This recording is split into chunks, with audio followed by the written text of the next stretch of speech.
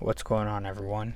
CRK here, and today I'm doing something pretty special. I'm actually going to be unboxing this pretty nice bag of coins that I ordered some time ago, but more importantly, I'm gonna be simultaneously talking about interest rates, what they're doing today. I'm going to be talking about stock market. I'm going to be talking about maybe a little bit about the housing market and economy and where things are with that. And I'm going to give you guys an update on the stock numbers that I had given you maybe a few weeks ago now, because I know it's been a few weeks. But without further ado, let's get this opened and see what's inside of here. And then, of course, while I do this, the very first thing I want to talk to you guys about is the Federal Reserve. I don't know if everybody has heard, but by the time this video comes out, the Federal Reserve should be announcing at least what most are speculating to be a 0.25, so a quarter basis point drop in interest rates. Some people are even going as far, I know I was for a while, I was going as far as to say that they might even do a 50 or half a basis point cut. And my theory behind that, to defend that, is that you can always, oh, this is cool, they shipped it in this little eBay package, but my theory behind a 0.50 basis point cut would be, my defense would be that you could always end up cutting less on a future rate cut. Because how that's going to work is, so now we've kind of trailed up here, right, at interest rates. They peaked. I know like mortgage rates hit like 6.87% at some cases. We'll just use mortgage rates for an example. But now they're back down to like 6.1, 6.0. So I've seen that. I've seen a 6% now. So from 7, just knowing that they were going to drop, things have come back down to a 6, right? But so how that works is it takes time. That'll take another year or two for us to get down to the target rate of whatever, mortgage rates, right? Whatever mortgage rates might get to. But essentially, as they continue to cut from up here, we end up down here, right? Because the rates go down, and what that essentially does is, as rates are going down, people are starting to spend more. So somewhere in between this axis, to touch base on everything, people just end up spending more on things, right? Once you pass a certain threshold, 5-4%, I'm pretty sure things like interest rates on credit cards start to drop some as well. Of course, some of the negative things, right? You start earning less on your money if you're making 5% on like a high yield savings account, things like that. Those might start to go back down to 4 or 3%, etc. But anyways, regardless of all that, as things are going down, you're getting this other axis, that's coming up, and that's people spending, people willing to take on more debt, whether that be through real estate or stocks, or just aping their life away, buying things they don't need. People typically tend to spend more, right? And so once we hit this peak, I'm sure most of you, if you live in the United States, most of you kind of saw as things hit this top peak here, right?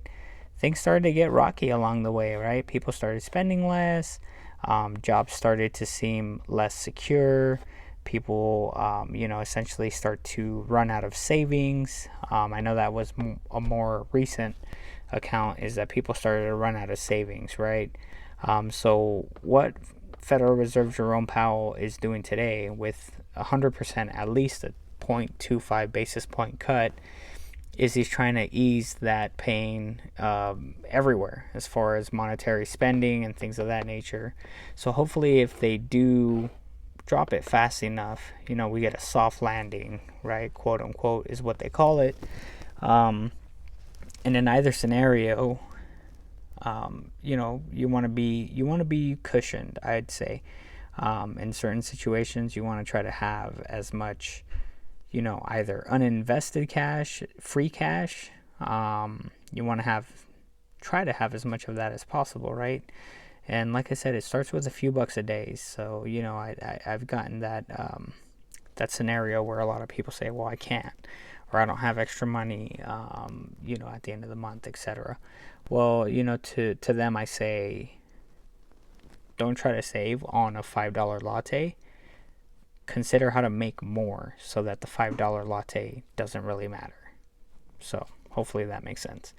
But hopefully the Fed, saves the economy, saves the stock market, so less people get laid off. So all of those things are very important to see what the rate is going to be today. Again, I'm making this the night prior, so I don't know if they're going to drop it, half, either 1/4 or 1/2, right? Obviously, 1/2 would be the greater ideal situation. But realistically, most people are thinking and betting and baking that it'll be 0.25% interest rate that'll get cut tomorrow. So we'll see how that plays out. Either one, I think, it's in a great step. This is probably 4 years, first time in 4 years that we'll be cutting rates, so that's good. Also, another major reason is essentially so the economy doesn't go into a recession, right? So especially right before election, you don't want the economy going into a recession, no matter who the president is and any of that.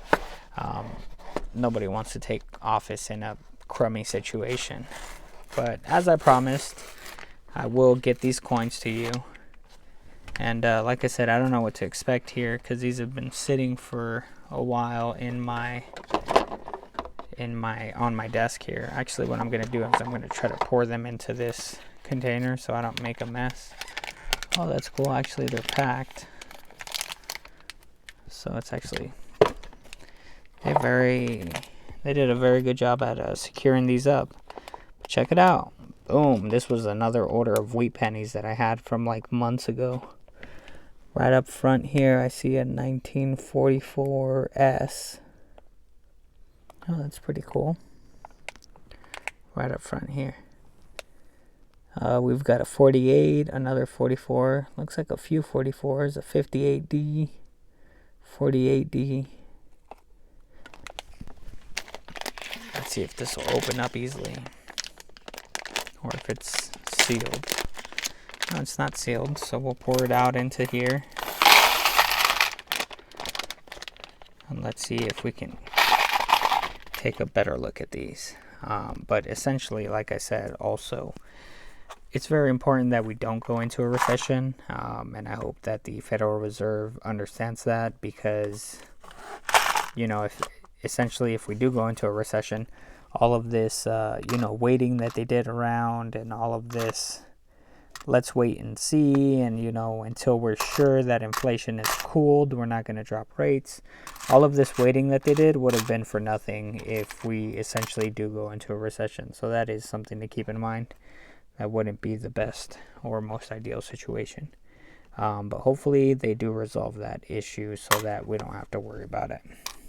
I was going to say that's a real nice one, but unfortunately I'm pretty sure this has been cleaned because it is too nice. And then this side I can tell some of the heavy scrubbing on here, so that's unfortunate. But either way, this is a pretty cool collection, pretty nice lot of wheat pennies.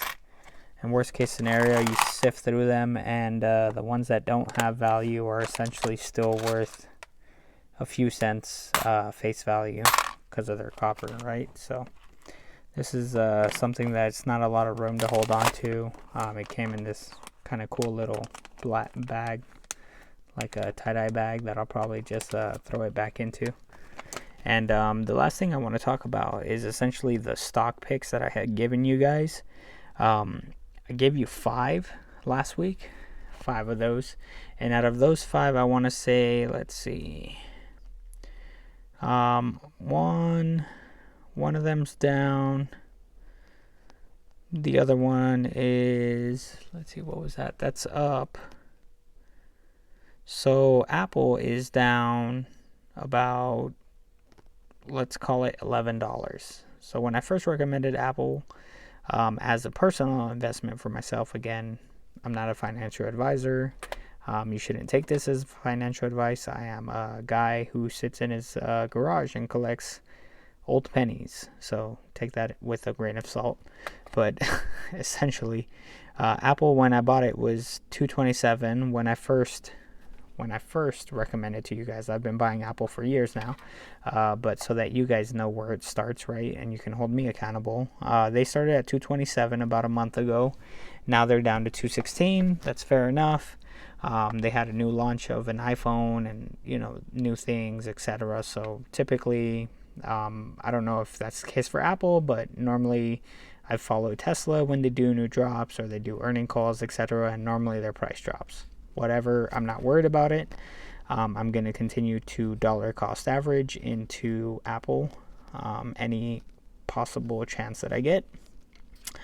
Good news for the next stock, Tesla. I first recommended at $208. They are now up to $227, which means that's about a $19 increase.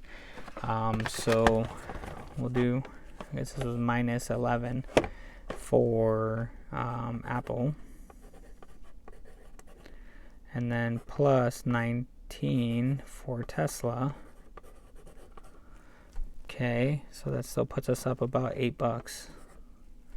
And then the third one was Nvidia, which I recommended at $128. That one is, like I said, I said it clearly that one was a little overhyped in the video, so that is something to keep in mind, is that Nvidia was already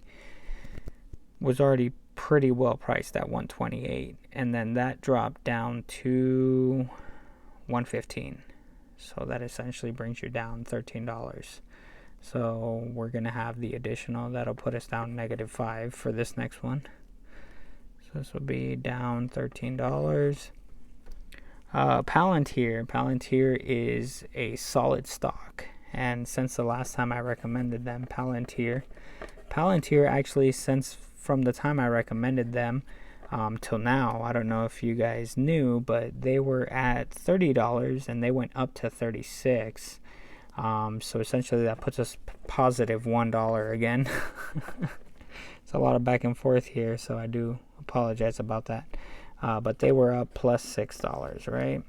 And they got added to the S&P 500, which I think is going to be a game changer. If you don't know about Palantir, if you haven't essentially done your own research for this stock, you really should. This is a company that you should not be sleeping on. Palantir is coming up on some major defense contracts. They're actually partnering up with, I believe it's Microsoft more recently too, on some other projects. But I think this company still has an enormous amount of room to grow. There's not many people in the industry that are doing what they're doing, so they almost have a monopoly sort of feel on their company. And then also essentially the SPY. So SPY, again, like I said, SPY's great if you don't want to do anything. You just want to invest your money and let them manage it for you and control top 500 companies in the United States and pretty much give you a return on your money. So that I recommended at $561. They're $563. So now we're up positive $2 on that, which essentially brings us back up to positive $3 total. So is it worth all the back and forth for positive $3? Probably not in this scenario where you have to do all of this. But where it really adds up, again, is dollar cost averaging. So that's why I tell everyone to DCA into stocks. When you DCA into stocks, essentially what you're doing is you're protecting yourself, you're isolating yourself, that you're not going to be just aping all in on certain stocks that, you might need to do more research on, or you might not know the full spectrum of what they're doing. But when you dollar cost average, a dollar into every stock 5 days a week, $5, so $25 a week. Essentially what you're going to do is eventually you'll start to see it rise and fall and rise and fall, and it'll kind of end up going this way. And of course, as it's going up, you're going to hit highs and you're going to hit lows in between, You're going to hit highs and lows, but what you'll notice is after a year, 3 years, 5 years of doing this, it's still going to be on an upward trend. So that's something that I've learned with my personal experience over stocks. And again, these are just the ones that have treated me the best. You should do your own research, and you should see what works best for you, what you believe in, and what you think is going to give you the best return on your money. Because essentially all you're doing when you're buying stocks is you're technically opening up a savings account, is, call it kind of what it is, but you are saving and investing into these companies, into the companies that you believe in that will disrupt the market and do great things and give you great returns on your money. So keep all of that in mind. I hope you guys really got some value from this. This will probably be one of my longer videos at 15-16 minutes, but again, if you're watching until now, I hope you appreciate the value, and we'll catch you on the next one. Peace.